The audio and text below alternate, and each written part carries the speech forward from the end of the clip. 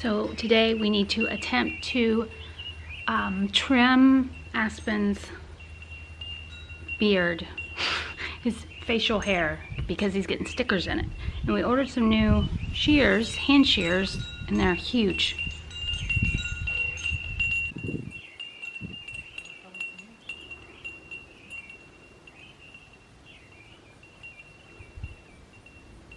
That's adorable. Back up, Fox. Hi, Algae. Hi, baby. Oh, you gonna nurse on my finger? He's such a good boy. He's basically a puppy. He's a puppy.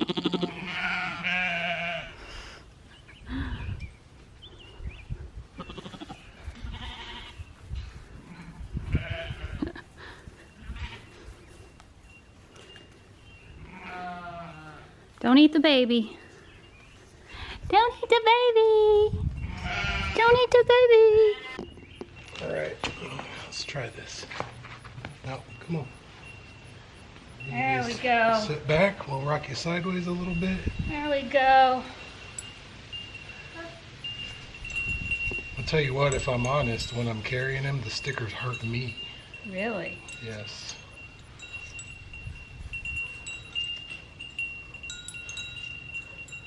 He's got that gland there that produces the lanolin, and I don't want those to go in there and get infected. I can feel them in there. Give you a little mohawk. Sorry, bud. I'm not trying to give you a terrible haircut. Just trying to make you more comfy.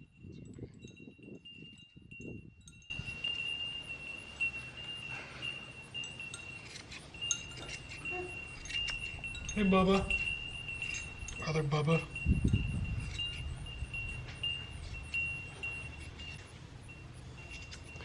See, we practice on the little one because he's slightly easier to deal with.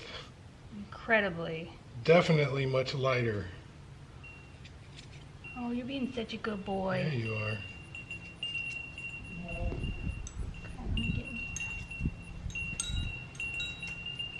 We're almost done with your face, I think.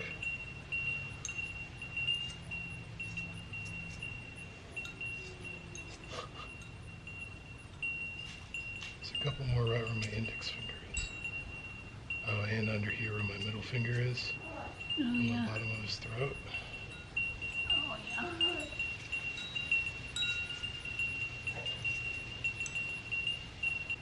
That feel better? Okay, gonna rock him up. Mm-hmm. Good job, buddy. Let's move these.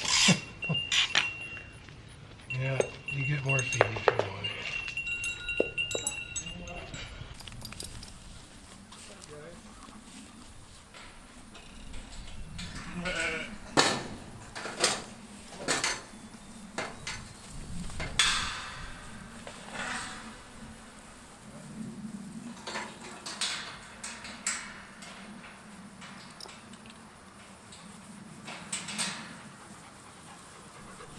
Puppers.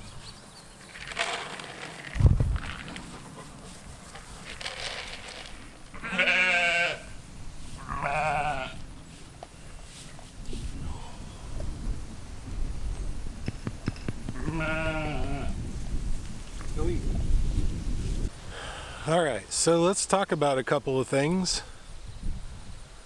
Some challenges, if you will. Everything is going pretty well so far. Obviously, we only ever had the llamas until a little over, about 6 weeks ago, I guess now. A little over a month. Gonna make sure that the dogs are still around. So number one, everybody wants to eat everybody else's food. Specifically, two sheep in particular, Panda and Rara, well, three I guess, and Blue. They all want to eat the dog food. And we didn't realize this when we had them in the backyard while we were still working on fencing, but they were actually eating the dog's food, so we had to start separating the dogs when we fed them. because once the sheep get their mouth in there, I mean, it takes me a lot to pull them back. They can't scare them away. They don't care. So I have a couple of times fed the dogs in the lean-to over there when the sheep were on the other side of the fence. Same pasture, just kind of around the corner. And the problem with that is, even after both of the dogs finish the food, if the sheep get wind of it and they come around the corner, even if there's no food left, Arthur gets aggressive. And I don't think he wants to hurt him. He just wants to scare him away and say, hey, this is my food, back off. So that's a challenge. What I've been doing is, like you saw, letting the dogs out of the pen, feeding them out there, and then letting them back in, and I just hang out here for a little while. Right now I'm on our bench swing that is facing the sunset in the shade, so we can hang out here and just chill. It was out front, and we decided to move it. I'm also putting another couple benches together so we can just place them throughout the pasture in shaded spots and just come hang out with the sheep, because they're actually, like, they're pretty cool animals. I have now successfully hand fed every single one of them. 3 of them are very skittish, so if you take a step anywhere near them, they run away. Let me see if I can spin this. She's a prime example. That she Bangs. Hey, Bangs.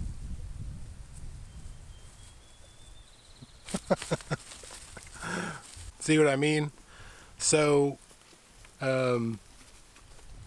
if you've got food, then they're all about it. But if you don't have food, a couple of them, 3, 4, keep their distance.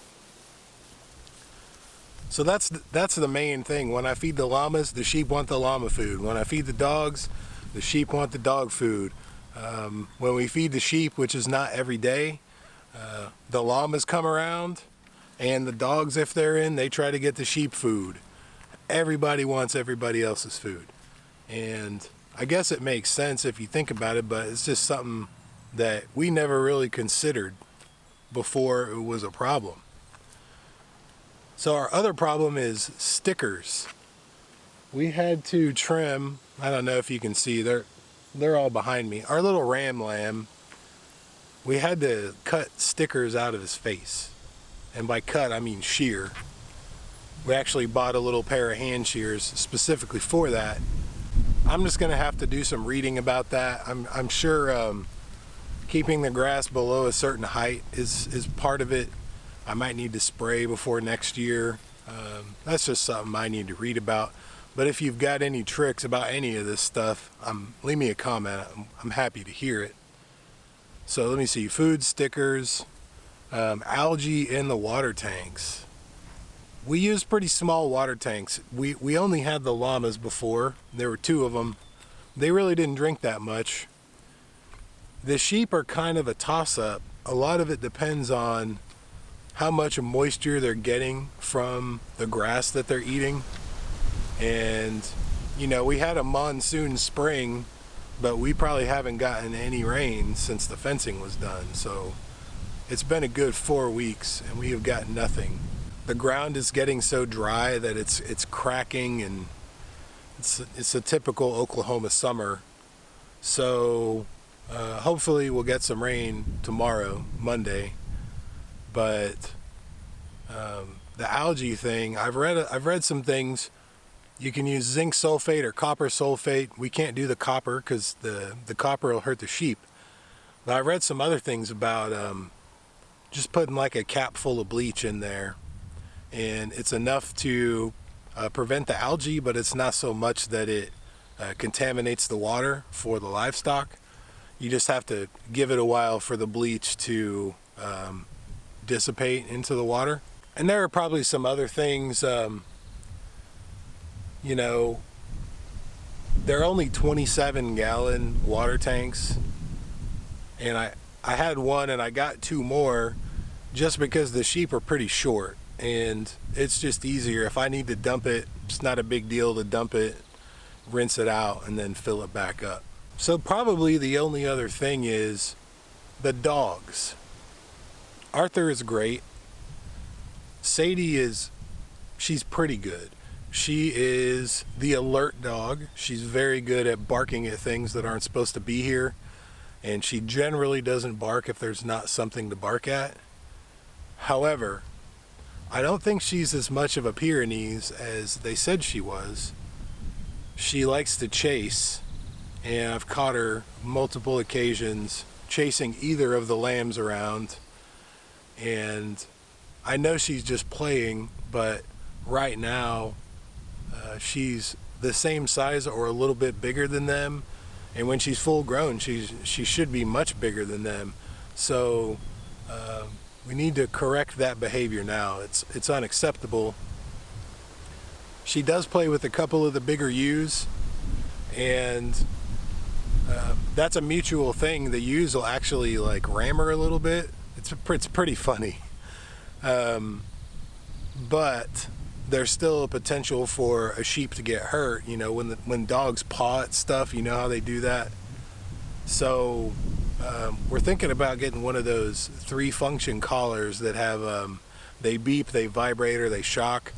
We don't really want to use the shock, but we want to try that out to see if the beeping or vibrating will help. When we see that behavior, we can hit the button and correct the behavior straight away.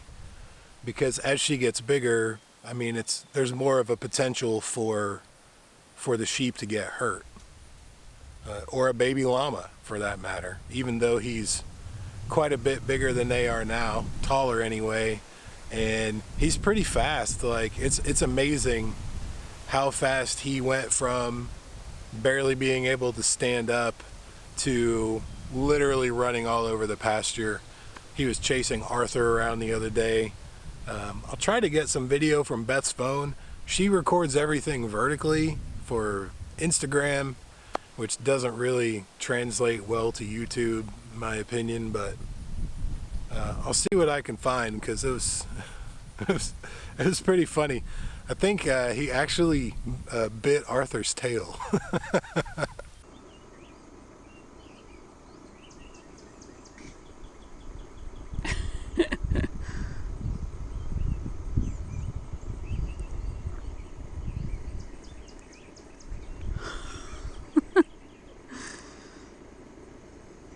Arthur the dog, by the way. I got to keep in mind, I have to say what the animal is after the name, because everybody might not know what the animal names are if they haven't been watching the channel for a long time.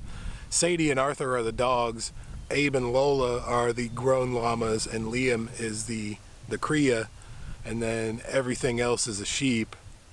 Well, except for the ducks, Snoop, Dre, and Missy Elliott. So yeah, I need to start saying the type of animal it is after I say the name. I apologize for that. So those are the 4 problems that come to mind. Pretty soon we're gonna have to split everybody up, and I don't know if I'm gonna separate the llamas at the same time and put them on their own.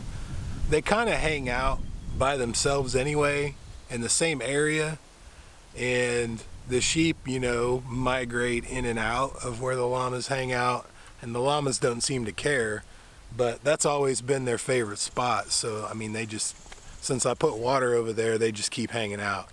But we're gonna have to sort out who we want to breed and who not to breed, and that's gonna be a fiasco, and that will definitely be a video. I think what we're gonna do is we don't want either of the lambs to breed this year. Bentley the ram is going to be the herd sire for this year, so he's got 6 girls that he gets to impregnate, and we've already seen the ram lamb try to hop up on the ewe lamb. So I think we're probably going to put him in the backyard. We'll put her in a smaller pasture over here with the weather, and then leave the ram, Bentley, and the 6 grown ewes out in the main pasture so they can do their thing. And then hopefully we get a bunch of lambs in the spring. Before all that, before the lambing, I need to figure out a way. I've got a basic plan to allow the sheep into the shop. I'm gonna put up some pens on the west side, east side of it, whatever side that is, the side the lean-to's on. I'm gonna cut that sheet metal out, make them a little hole so they can go in and out if they want, and then probably put a little gate on it so I can keep them in there when we need to keep them in there. So this one's getting a little longer than I wanted it to be, so I'm gonna leave it there. If you've got any tips or tricks for the things I mentioned, the stickers and the algae are probably the two biggest. The other ones are pretty easy. Leave me a comment, let us know if you've got any insight into that. Thanks for watching, guys. We'll see you in the next one.